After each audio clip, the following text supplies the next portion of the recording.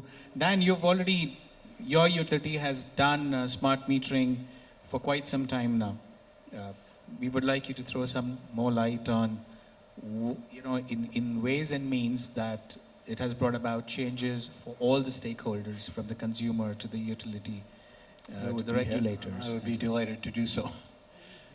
Is this a good time to go through our slide set and presentation, or are we looking for comments? If you take 3 minutes, fine. Well, I was told at the speed of smart metering. 3 hours. Now, we'll let Mr. Kapoor decide that, because just to add more to that, a lot of what we are discussing, he's been the progenitor of the thought process for that. Yeah. So, Dan, you can present and yes, that's exactly the content of my slides. Thank you. Do you have the slides ready here? I do have. I hope they do. And I was told there was a clicker fantastic. to advance We'd like to the go slides. up on the NAS? Or? If we have that, I would like to use it. While we're waiting for that to come together, let me just make some remarks. I've heard multiple times here that we want value to the customer. We want to increase the efficiency of the system. And I've heard the word data used many times. I would submit to you that a good smart meter, and I'll explain when I get my slides up what I mean by that. I would submit that a good smart meter turns data into information before it sends it anywhere. That's a key component that we're in the process of discovering. My slides are here, and here's the clicker. Wonderful. And I basically want to reflect on the 250 million smart meters in India in only 4 years from now. That's a tall order. And I want to suggest some things.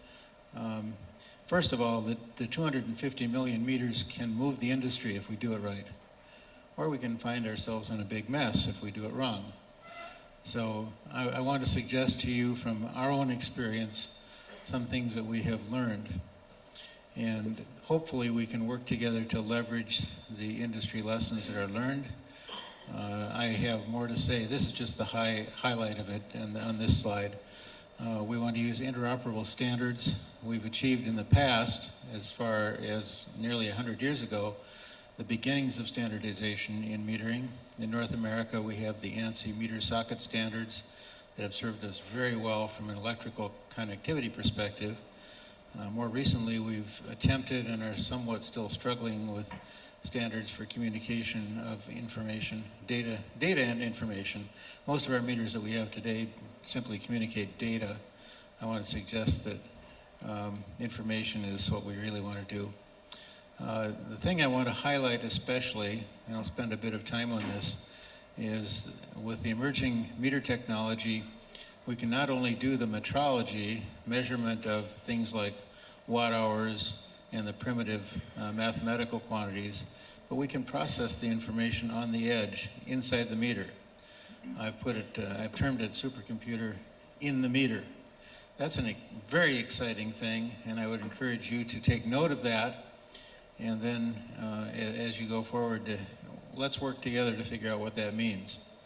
And then finally, staged deployment is important. Confirm as you go. We've chosen, in our case, to deploy pilot numbers of meters first, and then once we know that they work properly, and we correct any deficiencies that we discover along the way, then we go into larger deployments. That has proven to be immensely valuable to us, and if we had simply moved forward with major deployments, we would find ourselves reworking large numbers of installations. So those are the high points. Let me quickly go through more detail. If you take a look at computer technology, and I know this slide is difficult to read, if you follow from the left-hand side to the right-hand side, it basically shows the cost of processors and the speed of processors as a function of time. And you'll find that the cost per unit of computation this is astounding, has gone up by a factor of 10 to the 18th power. That's a billion, if you want to look at it that way. That's astounding. So we have at our disposal inside the meter today processors that are astoundingly powerful. and I'm using the term supercomputer in the meter. It's an unprecedented opportunity. That means that as I've been listening to people talk this afternoon, we talk about things that we might want the meter to do, and I would suggest that if there are 500 use cases, or some number of use cases, we don't know enough about the details of each one of those to order a meter that does it all today. But what we can do, hopefully, is find ourselves with a platform that can do that. So my company is intending to buy a robust platform, and with the idea of developing applications that can be simply put into the meter after the fact. There are certain things that the meter will collect, fundamental quantities, fundamental types of control, but the exact details of what that is, think of your smartphone where you go to the App Store and download what you want today. Maybe you throw some of those away and download something tomorrow. A similar concept we think will apply to electric meters, and we're really excited about that. Just as a sidelight, I operate an AMI test lab in Denver, Colorado, and just last week we had some training and introduction to that technology, and I'm really, really excited about the possibilities as we look further to that. That's why I put it at the top of my slide set here. The whole notion of having a meter that does certain metrology functions, and then once it does those functions, we can take those functions and within a matter of a few days add new functionality. If we build it into the metrology, it might take a year or two to have the vendor turn it around.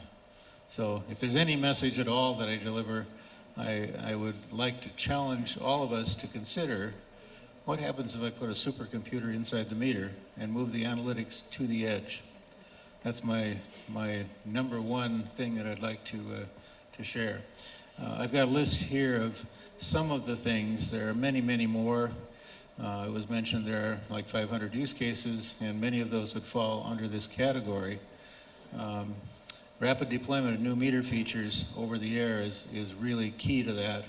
You come up with a new idea, and literally, and we've seen this, literally in a very few days, you could put that feature into the field and have it functioning.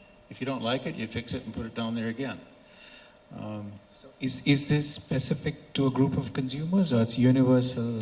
It can be either one. It can be either one. And in the use cases that we've looked at, some of them are utility-wise, I should say. Some of them are consumer-wise. And we have a byline in my company that says we want to be the consumer's number one choice for energy. And so we're trying very hard to identify how we can come alongside the customer and do that. One of the things on this slide talks about a thing called load disaggregation, where the meter can be smart enough to recognize exactly what loads are running and monitor those. And if For demand-side management. I'm sorry? For demand-side management. For a variety of things. It could be for demand-side management. It also could be to inform the consumer if something has gone wrong with his load. Pricing signals and so on. The pricing signals would be part of that. What I'm specifically considering is, let's suppose you have a refrigerator. No, we'd love, I guess, the ministry would love to have a look at those use cases, because that's very, very interesting. Yeah, we should talk more about and that. you are actually answering what Mr. Gowda said earlier, because I would assume your distribution losses are, very low. That's part of it as well. Yeah. Non-technical losses you've written there, but a large part of your benefits are from non-theft benefits, operational improvements. They are new indeed. services and differentiating services to the consumer. A number of such things. Fantastic. Including the meter can participate in management of the grid, can be the first one to report, but many of those functions can be put in the, I'll call it the sandbox side of the meter, the part you load as you wish from the application store, so to speak, and you preserve the core metrology as something that you maybe never have to touch. But the features that go along with it can be easily loaded to the meter. That's an exciting concept. Can I pick your experience in mind on these particular topics? We've been talking of smart metering, theft. A very large aspect is distributed grid with net metering, rooftop solar, EVs, and so on and so forth. a very important point are the bidirectional metering and smart metering as a focal point for the distributed grid. Absolutely. Can we true. have some thoughts? I mean, is that what you're doing there? And if yes, can you drill down further into some of those use cases? Good points all, and let me respond to that. The basic metrology platform is capable of doing measurement of power, reactive power, harmonic content, all of those things in a bidirectional manner. It measures the basic quantities. The application of those quantities from an analytics perspective can best be done on the other side of the fence where we put applications in the meter. That changes the whole concept. Prior to this concept, the meters have to be designed from the base up with all of the features you can imagine, and it's difficult to change them.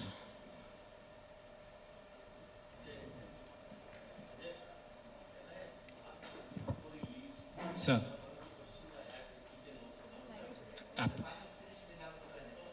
So maybe we'll give a little more chance to. I guess Phil has not spoken. We'll give. Could I quickly? Yes, absolutely. Please. Quickly look at the rest of my slides. This is the one I really wanted you to wrestle with, and I would love to discuss all afternoon. But let's. I agree. I want Phil and others to talk.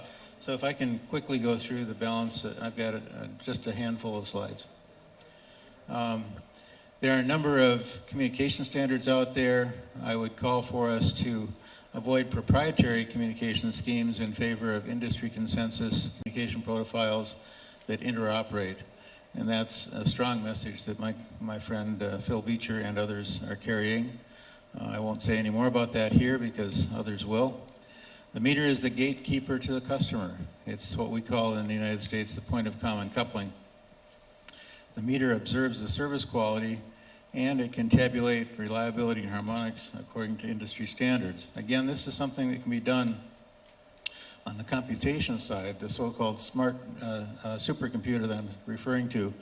All of those functions can be deployed there and easily upgraded without touching the core metrology. Key concept.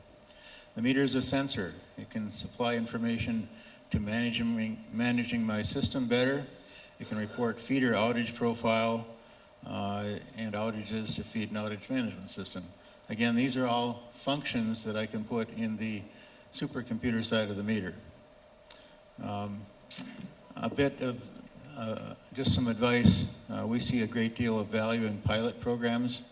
We've chosen not to jump into full deployment until we've demonstrated successfully on a small number of meters. For example, we have right now a pilot of only 13,000 meters helping us with feeder load management or feeder voltage management. We expect to deploy that on the whole system, but not until we show that it works properly. Very relevant, yes. Very true. Pilot programs. Security is important, but we've discovered that is a place that you can take a standards compliant interoperable system and turn it into a proprietary system if you're not careful. The vendors love to do that to us. I don't like that. I prefer to keep everything so that it can be built and interoperate. The notion of having a system that plays with other systems, mix and match without regard to who manufactured it, I think is an important one. Customer-facing communication, so-called home area network. We've taken the position that we want to allow the consumer to bring their own device to the table and interact with the meter. We didn't start out that way. We started out with a promise made to our Public Utility Commission for something that proved to be obsolete before we tried it. It was difficult to make it work and almost impossible to find devices in the marketplace, especially for the consumer. So at this point, we're saying we want the consumer to be able to bring his device. For example, I mentioned Alexa. We're not married to Alexa in particular, but that is typical of what a consumer might bring to us and say, I want this to talk to the meter. And we would say, okay, let's do that. And that's our intent to go in that direction. Just a moment. Alexa, I was like, it should not be a joke. Like on a Sunday, Alexa, when the smart meters are there, they can ask whether you want to take the bath, you want to take your bath at 9 o'clock in the morning when the tariff is 9 rupees or 4 o'clock in the evening where it's 2 rupees, something like that. And whether all my water that should be pumped from the sump when my tariff is just 2 rupees. Yes. Or my washing machines will start when washing machine will, everything works. No, it may be on the very, lighter side, but still when smart homes with smart meters can, bring a lot of change. Exactly. And one of the things that I'm excited about, I had it on the earlier slide, this thing called load disaggregation, where you look at the load pattern and you say, well, it just added 300 watts. That was the fill in the blank, and it ran for 5 minutes. The value of that might be that a consumer is away from home and you observe that his refrigerator is short cycling and we expect in the next 3 days the compressor will fail and he'll have a whole refrigerator full of spoiled food. You send the consumer an email that says, I detected something bad wrong. Or perhaps the consumer is on vacation and detects in the middle of the night lots of energy consumption. Maybe there's a thief in his home. And you let him know. That can all be done right at the meter without installing a lot of extra sensors. That's been demonstrated. We're excited about that possibility. We're actively investigating that. That leads me finally to my summary, the end of my prepared remarks. We stand on the edge of a new adventure. Let's use the best emerging technologies, and I think this supercomputer in the meter, as I'm terming it, is an example of that. The best emerging technologies seek interoperability. I don't expect to buy everything from any one vendor, but I want all of the products to play together in the same sandbox. Let's build on our experiences and we'll all be successful. That would be the bottom line of my recommendations. Thank you, sir. Thank you so much.